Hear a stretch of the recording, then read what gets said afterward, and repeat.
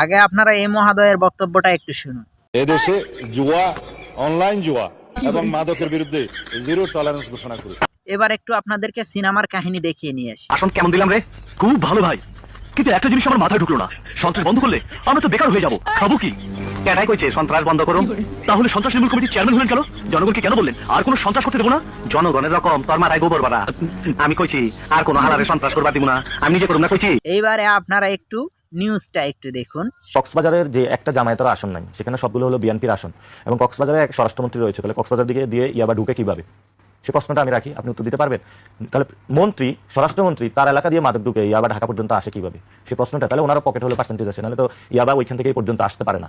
একজন মন্ত্রী থাকা সত্ত্বেও এবং সবকটি আসনে এমপি জেতার পরেও, সরকার দলীয় এমপি থাকার পরেও কেন ইয়াবা পাচার হয়, কেন ইয়াবা আসে ঢাকায়?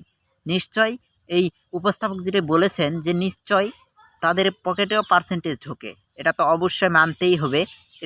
এটার সঙ্গে আমিও একমত পোষণ করতেছি। তাছাড়া একজন এমপি মন্ত্রী এরা চাইলেই কিন্তু এই জিনিসটাকে কিন্তু হ্যান্ডেল করতে পারে, কিন্তু পার্সেন্টেজ খেয়ে সবাই কিন্তু ওই দিকেই। কেননা আপনি কিন্তু 15 কোটি 20 কোটি টাকা খরচ করে একটা এমপি নির্বাচিত হলে, মন্ত্রী নির্বাচিত হলে আপনি কিন্তু সেই টাকা তুলতে পারবেন না, এরকম যদি আপনি পার্সেন্টেজ না খান।